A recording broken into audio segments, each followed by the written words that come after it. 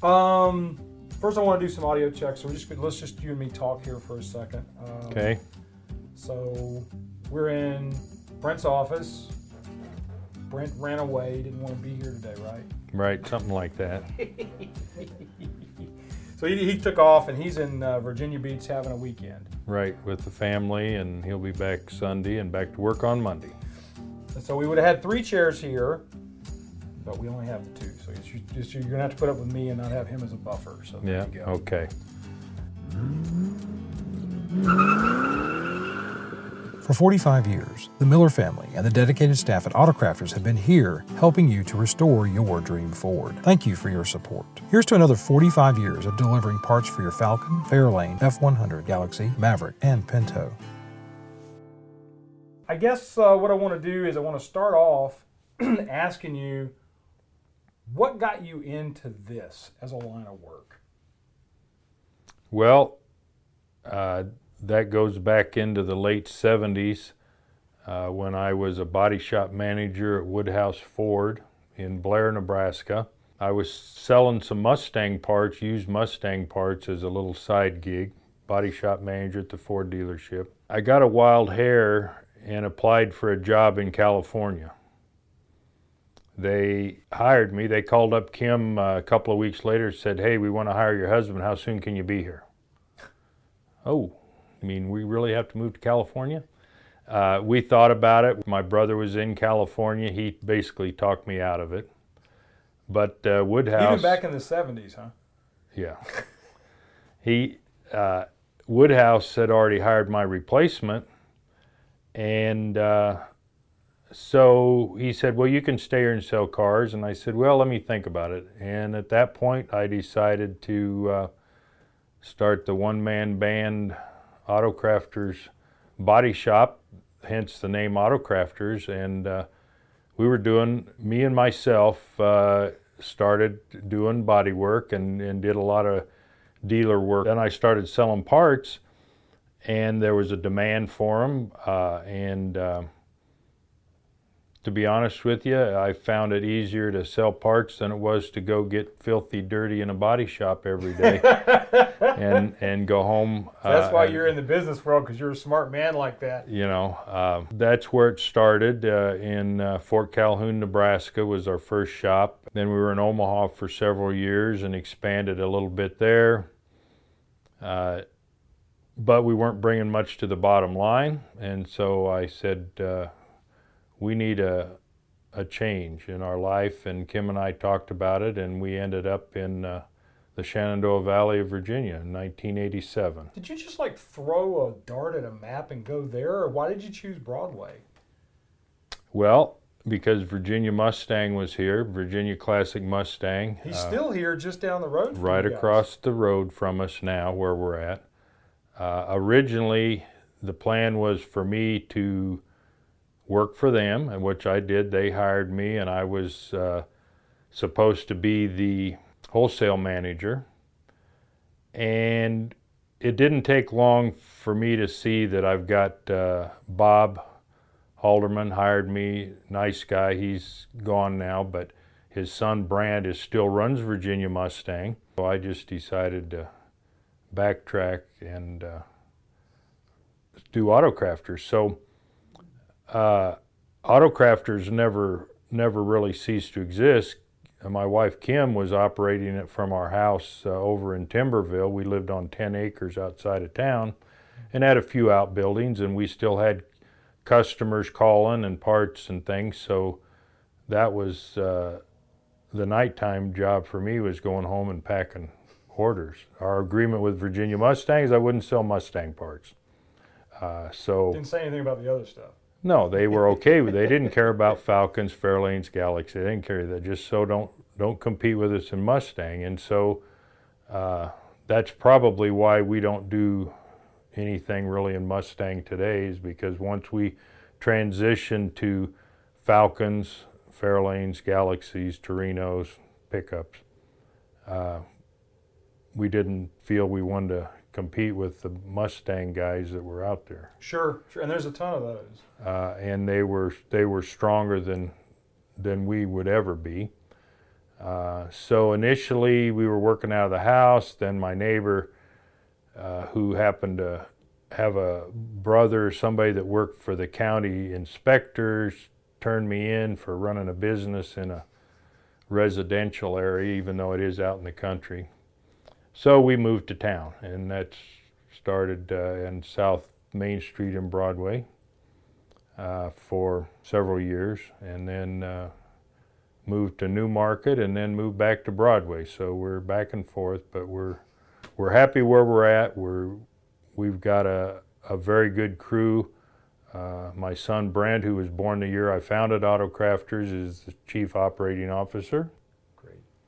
My So it's daughter, a family. It's still a family business. definitely. All the kids work. Misty, my daughter runs eBay and Amazon, and now my daughter-in-law Melissa is here as well, working part-time while she takes some additional classes at the university in Harrisonburg.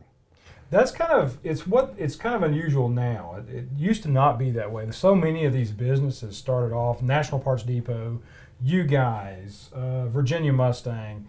There were a lot of businesses out there that were basically family-run businesses, kind of the same story that you have, where you got started with it, and those are going away now. I mean, on the whole, Scott Drake is no longer owned. You know, it's a bank-owned business basically. The investment bankers have gotten involved. Holly, all of these bigger businesses that have been around for ages and ages, they're kind of turning away from a mom and pop shop. But I actually prefer that because you're not just a business, you're an enthusiast. I've got a lot of long-time employees, 27, 25, 20, years. How long has Melody been here? Because she's one of the ladies that works in your art department, and she's been here since '97. Wow. And you must be doing something well, we're proud of that. Apparently our people like working here, and we give them a lot of leeway. They need time off to go to their son's baseball game or whatever. Fine, you can go, and we don't make a big deal about those kind of things. But that's the nice thing about a family business too, because you do understand the whole family aspect of things. That you know that's why you're really doing these things. You're doing these jobs to have the family, not just to have the job. You know, it's to support your family at home. So it's nice that your company understands that. And during COVID, my 3 grandkids were all here doing their studies on their laptops, because that's the way things went for a while. Yeah, because you guys were still open during COVID. You didn't shut down at all, and kept. Matter of fact, we had talked before. That was some of the best times you've had as a business is within the last few years. You know, during the COVID times when people were basically stuck at home, they started working on their cars and ordering parts. It started picking up a little bit pre-COVID, but COVID really just, because we were operating and we increased inventory substantially, we could supply the parts and the people wanted to get the project. I tell people, I guess people got tired of that old Falcon sitting in the garage for 10 years and decided, well, what else am I going to do? I'm stuck here at home. It's worked out well for us, and we're proud to be here now. We're in our 46th year of selling Ford parts. The nice thing about it is too, probably during COVID, is you guys are actually a stocking store. You guys stock what you sell. I mean, you can't obviously. You don't have everything, but you have a good bit of the parts that are very popular, parts that guys will need for their cars. So that's the cool thing about your business, is you're not a mail order business that's just basically a drop ship from somewhere else. You do have a number of parts. Yeah, we have a few things we drop ship, but the majority of things are on the shelf. They order it today, that's going out the next business day. Today's Friday, that means Monday, parts that are ordered today will be on the truck Monday. They might even go out today if things, because Fridays sometimes slow down at the end of the week. The sooner we get the parts to the customers, the sooner they can get on with their projects. And yep, that's what it's all about, is keeping them happy and keeping the parts moving. You're not going to give them a back order slip, you're giving them the parts they need. Right, exactly. All right, so my next question for you, Ron, is have you always been a Ford guy? My dad wasn't. My dad was a Dodge guy that turned into a Ford guy. So have you always been into Fords? No. No, my father was a Mopar guy. I learned to drive in a '60 Dodge Phoenix. He had a '56 Chrysler New York or something. I do remember he brought home a 60 Falcon wagon when they were first released, thinking he might get that and that would be our second car. And I can remember riding in the back and not being really impressed with the car. I mean, it was what it was.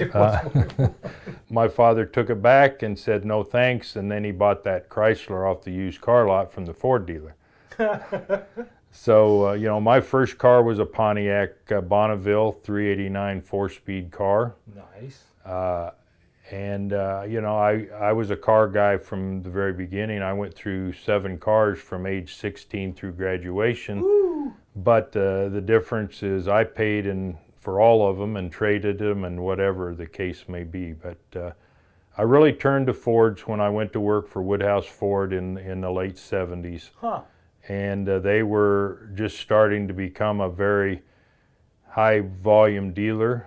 At one time in the 80s or 90s, they were the largest F-Series dealer in the country for a couple of years, selling well over 4,000 F-Series trucks. And if you think about that, that's a lot of trucks coming out of a lot of trucks out of one location. Out of one location. And now they're a group. They have, you know, Audi and all kinds of different vehicles, but it all started with one Ford dealership. Wow. So that's. So did you get the van and the photograph of you and Kim? Is that from that dealership? No, that was probably a used one that I bought. I bought several things from Woodhouse. I bought a '93 Cobra. I turned it into an SCCA legal American sedan. Of course, now the cars would be worth 3 times what I paid for it, but that's neither here nor there. Yeah, you don't know. You do things like that back in the day because we all think, oh, it's going to be worth something one day. But then you get a car that's a newer car and you just kind of start doing things to it. Because you and your son both SCCA raced for a while, right? Right. In the late 90s and early 2000s. I sold the Mustang a couple years ago and I looked at the headlight sticker, and the last time it was on the track was 2010. And I'm thinking, well, I guess I'm done. I guess I'm retired. So I sold the car, and of course I'd sort of like to have it now, but I don't. So because he campaigned an '85 Mustang. Yeah. Yeah. He had the '85. You had the teal '96. 93 Cobra, and you know, he was driving my car, and then we found this other car used, and it was already set up for you know, a legal car, so we changed a few things around, and it was fun racing together. Sometimes I'd beat him, sometimes he'd beat me, but it was a way we did things. I mean, we took the whole family to the racetrack, and that was our race weekend, and Yep. and we went from Watkins Glen, New York, There's a lot of good racetracks. VIR down in Southern Virginia. We went to a driving school in Atlanta, at Road Atlanta. Never actually raced there, but went to a driving school there. That's one a fun time. track. So maybe in '94, I took it to the that would have been the 30th anniversary, right? There in '94. Something like that, yeah. In Charlotte, and was riding around the track, the open track there, and Kim's got the old camera, and she's going like this because the car, you know, I didn't like sliding around on the leather seats, and that's what made me turn it into a legal car that I'm buckled into. Yeah, you're planted inside the car. Let me ask you a question, going back to the business side of things. What is your biggest mover here? As far as catalogs, that you send the most catalogs and you sell the most parts on, do you have one group that actually... To gauge it now, I don't have exact numbers, but my gut feeling, which has done okay for me over the years, is that the trucks are really strong now. F-Series, our catalog covers 61 through 79. There was a time when we did earlier and then we did later, and we chose to narrow down the field so that we could make sure the parts that we had in the catalog we had available to sell. Right. Most people in today's world, some people will wait, most people don't want to wait. If they say, well, I'll have it in 2 weeks, well, sorry, I'll call somebody that has it today. Yeah. So I think trucks, then probably followed by Fairlanes and Torinos, Falcons, Really? Galaxies. Mavericks are still strong. We're the only company that prints a print catalog for Mavericks. You also do Pinto too, right? Well, we're sort of letting that one slide. There's not much to do there. There's not many parts available, and the market's pretty thin. So Yeah, I mean it's not exactly the biggest market. If they had a performance Pinto, they had maybe a Cosworth Pinto or something like that, I could see it. So I'm going to ask you one last question on this before we break up here and let you get back to work. All catalogs that you have, what in each one of those catalogs? Let's start off with Ford F100s or the Ford Series F-Series trucks. What's your favorite F-Series truck? either the bump sides or the dent sides. You know, when I was working at Woodhouse, the dent sides were new. I was working on them when they were new, and I know those trucks pretty well. But you know, I was fortunate. I bought a 70 F100 a couple of months ago that was a really nice original truck. I remember you because was it Mark Gombosi? Yeah. I think that's how you say it. Sorry, if you watch Mark, sorry if I butchered your No, last name. Mark's it. Yeah, he found it, and I was out of town at the time, and he's posting it, and I wrote to him and said I probably would like to have that truck. So we got together, and he brought it down, and it needs a couple of things, but it's a pretty nice solid truck. So that one will be one I'll be driving, but Nice. I'd really like to get the last new truck of that, the dent sides that I had was a 76 F-150 black short box. That was a freestyle or whatever they call it. No, it was just a black red interior, four-wheel drive. It's when I worked at Woodhouse, and I had a van on order, and vans were so hot then, they were way months and months to get them. And they unloaded this black truck, and I said, "Hey, Bob, can I buy that?" And he said, "Well, yeah, sure." So I bought it and drove it for 6 months, and ended up selling it for more than I paid for it because I had put on some other wheels and things, and so I made a little bit, but it was my ride until the van came in. But I really liked that truck, but they're getting hard to find good solid ones. It really is. Okay, favorite Fairlane series body. What of all the 64? Let's just say 62 all the way up to 70, whatever 77. 68, 69. I have a 69 wagon. A few months ago, I bought a 69 Montego that's a loaded car that I'll be redoing. That's similar. I mean, it's the Mercury cousin. Yeah. But yeah, 68 and 69 is probably my favorite year there. What about Falcon? 64, 65. I had a really nice 65 a few years ago and sold it. I recently bought a 63 Sprint convertible as a driver, because I've never owned a 63 out of all the years and cars. So, well, Mavericks basically all look the same, but if you had to pick one Maverick, what would you say is your favorite of the Mavericks? well, I've got a 70 Grabber that I like. It's an original car, and Is that one of the ones that you were talking about us going and coming up and picking up and doing some stuff with and on the show? that was a 73. That's right. 73 Grabber. That's a red car that had a vinyl roof, and so I have a roof. yeah. Well, I have a roof too, but it needs a roof. That's why nothing happened to it. But it's a pretty decent car that could be redone, and we were going to do a V8 conversion and all that stuff. I would say Pinto, but you're trying to get out of Pinto, so. Not any Pintos. Galaxie, the last one, probably 66 Galaxie. Okay. 7-liter cars. I really like those. I've had a couple. The only Galaxie that I'm currently own that's drivable is a 63 Galaxie 500 XL 4-door hardtop, which Yeah, is a that little one in unique. Nebraska, didn't it? Right, yeah. Came from Omaha. Yeah. But not a lot of the 4-door hardtops with the bucket seats in them, so it was an interesting car. And took it on the Nebraska tour last year, which is a driving tour in the first weekend of June. Yeah, I just wanted to mention, we were talking about catalogs. We still do print catalogs. We'll probably always do print catalogs. A lot of my competitors have given up on print because it's expensive. It is expensive anymore. It's expensive to create, expensive to print, mail. Hard to get the paper now. Right, that's another issue. But we found out that, a good percentage of our customers want a print catalog. I like a print catalog. I mean, I will go to y'all's website. When we're doing parts and we're getting things from you guys for the show, I will go to the website to look at the stuff, but a lot of times I will still find myself going into the hard catalog. I just like having a catalog in my hands. I'm of that age, I guess, that a paper catalog is kind of like when I was a kid.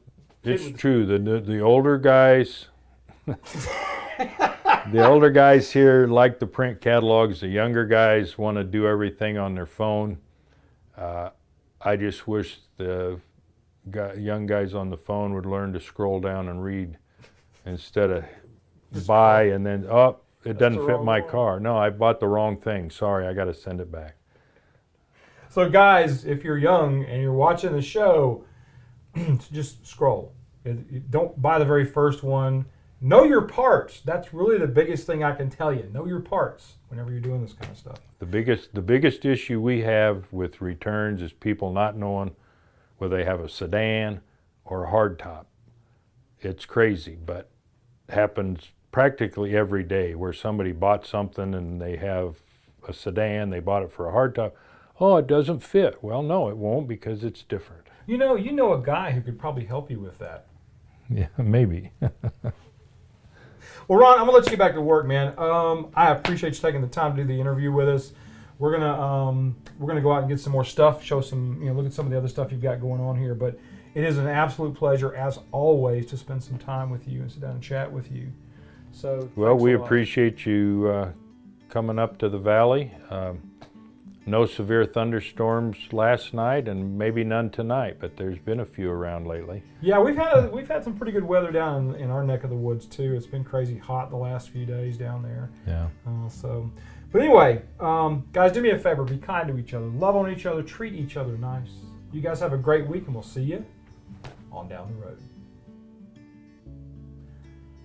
So, we're going to go out and look up. I'm worried that my wife has actually gone out and looked at the Suburban some more because she has disappeared.